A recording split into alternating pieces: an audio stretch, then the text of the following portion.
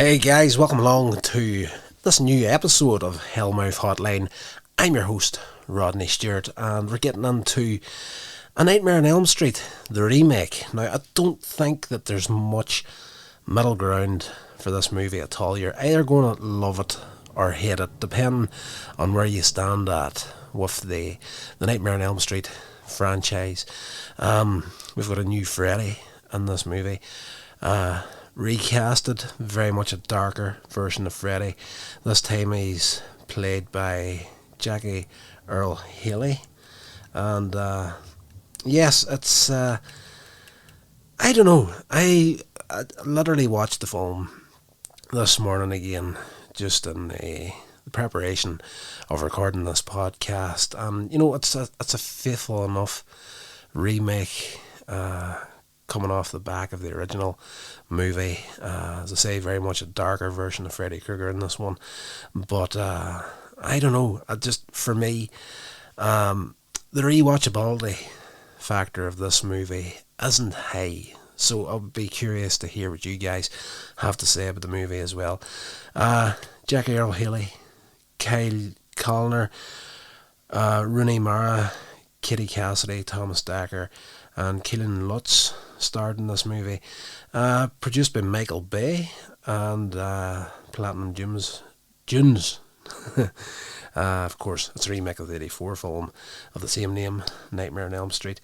It's set in a fictitious town in Ohio and centres around a group of teenagers living on one street, of course, Elm Street, and they're stalked and murdered in their dreams by Freddy Krueger. The teenagers discover they all share a common link from their childhood that makes them targets for Freddy. There's a few differences in this movie. Like the kids in this one, we find out eventually that they were all in a kindergarten as kids, and Freddy Krueger was like the gardener there, and he molested the children. That's the big difference in Freddy in this movie.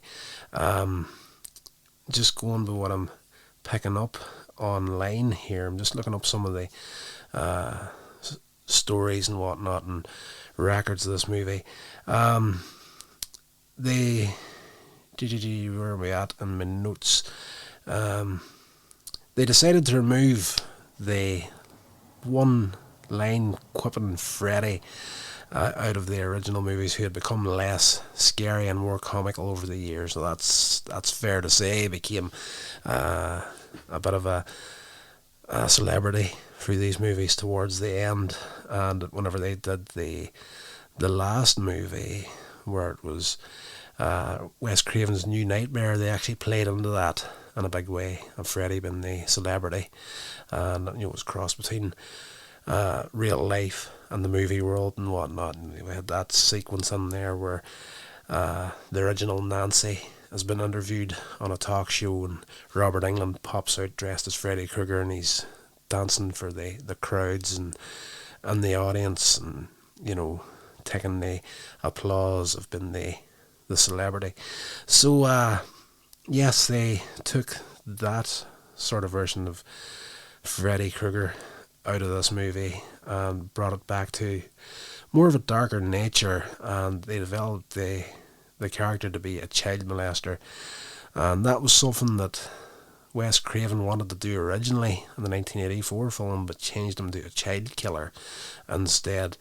And the appearance of Freddy is a lot different in this movie, and uses a lot of computer generated imagery to make him closer to a born victim. Yes, A Nightmare on Elm Street. This one here was filmed in Illinois.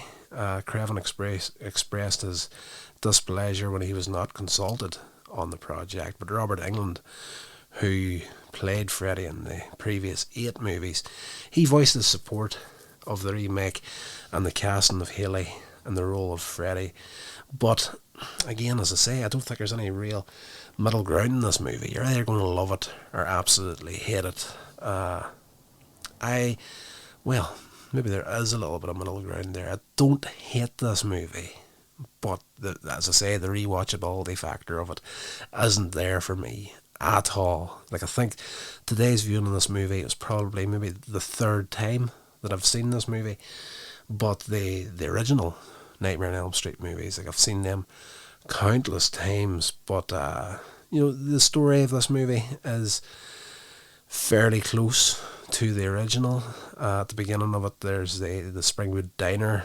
There's Dean Russell in there, and he falls asleep at a table, gets killed by Freddy, and in the dream, Freddy forces his hand up and cuts his throat, but in reality, Dean's cutting his own throat. But at his funeral, he's there to see a friend to talk about what he's going through in these dreams and whatnot. But he dies very swiftly into the movie, and at his funeral, Chris sees a photograph of her and Dean as children, but cannot recall knowing Dean before high school. And she begins to have nightmares about the burnt man, and she refuses to go to sleep for fear that she will die like Dean. Jesse Braun, Chris's ex-boyfriend, shows up to keep her company while she sleeps, but she's killed in the dream, and that is very similar to the original movie, and the fact that she dies and the boyfriend gets the blame for her murder, and gets arrested and whatnot, similar to the original movie. Turns out that Nancy's been having nightmares about the same man. Jesse, he is arrested on suspicion of murdering Chris and is killed by Krueger when he falls asleep in the jail cell. As his friends die, or as her friends die, I should say, Nancy questions everyone's connection to each other, given that none of them can remember each other before their teenage years. Nancy and her friend Quentin Smith discover that they attended the same preschool. Nancy's mother, Gwen, she reluctantly tells Nancy and Quentin about Krueger, the preschooler's groundskeeper, who was accused of molesting the children, including Nancy. Gwen explains that Nancy was his favourite, and that she came home one day and told her mother about the things Krueger did to her in a secret location. Again, it's one of these things. If you enjoy Freddy Krueger, the original one, and that kind of wisecracking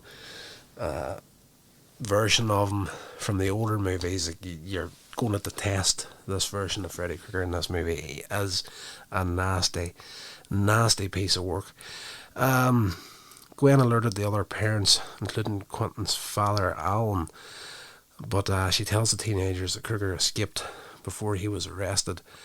But refusing to believe her mother's story, Nancy attempts to track down the remaining kids from the preschool, but discovers that all of them have been killed in some way, shape or form. She's in the library on the net, searching people's names and finding all these reports of everybody getting killed. And following Jesse's death, only she and Quentin are left. Meanwhile, Quentin falls asleep during his swim practice and sees a flashback to his parents, led by Alan, tracking down Krueger and burning him alive. That was, I don't know, it was a weird sequence in this movie. I kind of felt that, whenever he fell asleep at this particular point in the movie, they used that opportunity to not have Freddy come after him, but to give him a vision of what happened. Freddy, it kind of felt a little bit off to me. As a result of their insomnia, Nancy and Quentin have sporadic microsleeps and become hypnagogic. That's a big word for this time of night.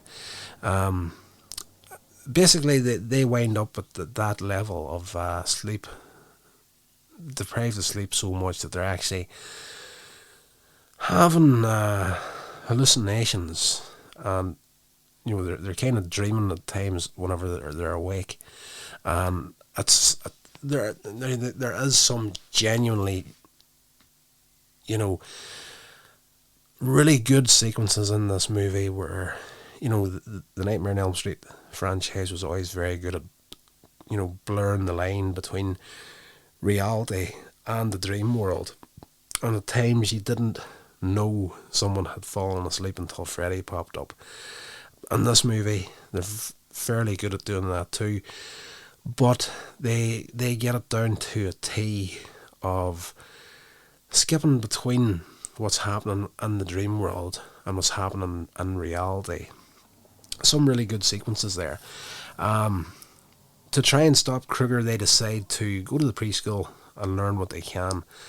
And, there is a small amount of time in the movie where these two kids, they're kind of thinking, is Freddy the nightmare evil person that they've been led to believe that he is, or was he killed?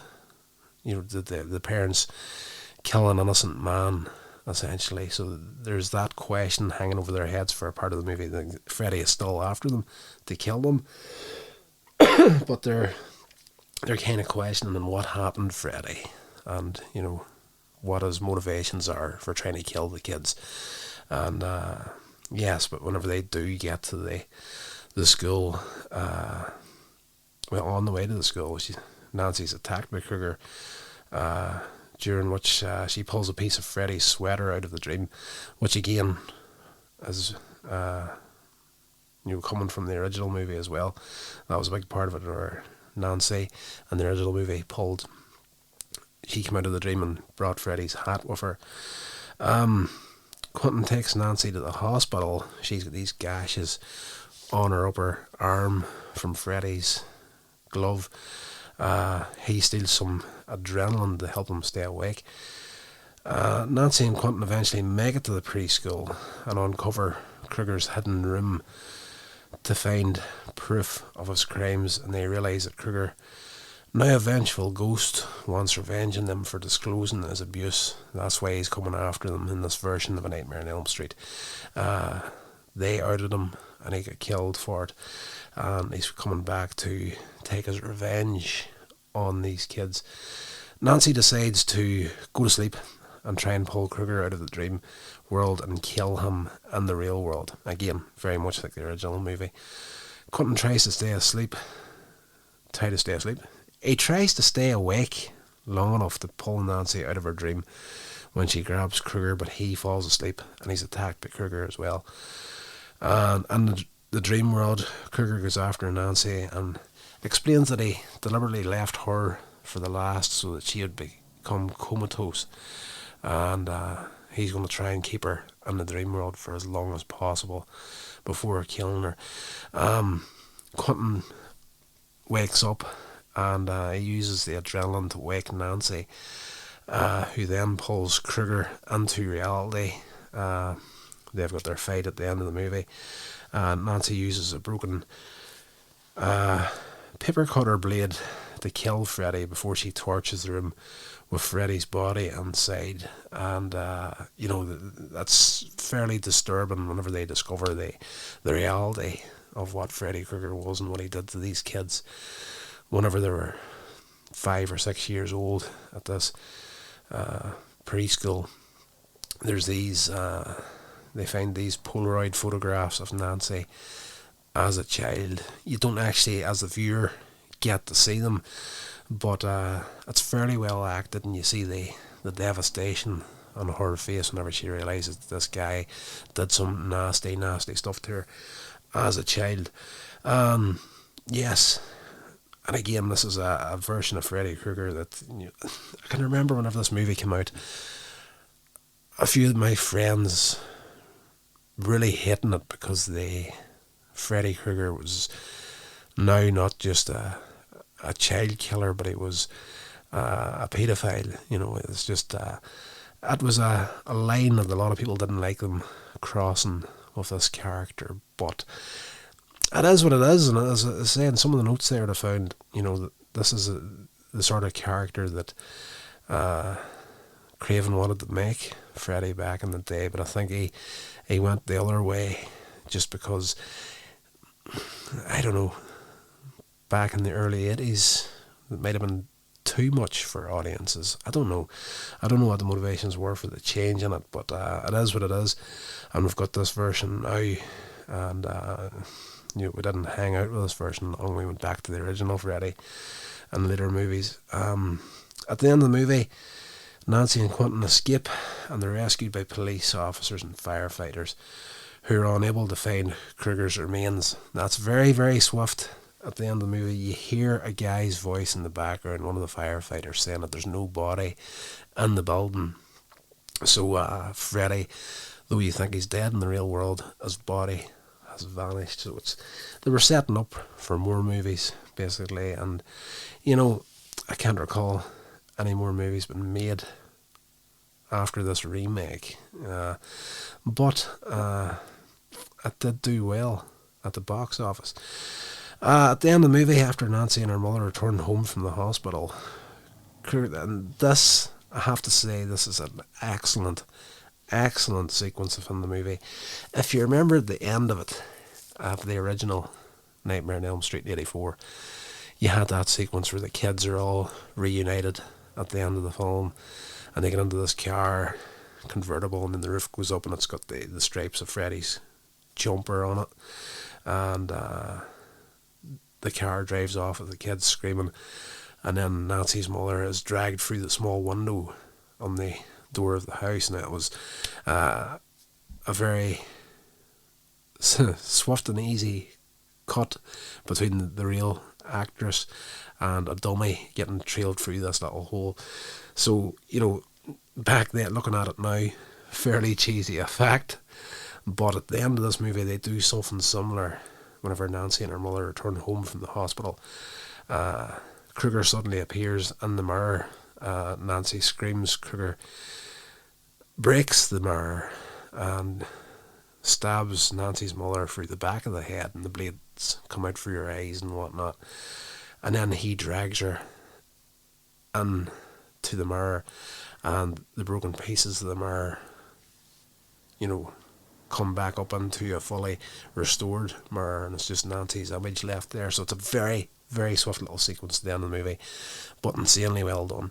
I thought to myself, right, that's probably the best part of the movie. So at the end of the film, of course, they were trying to set it up to take the movie somewhere else.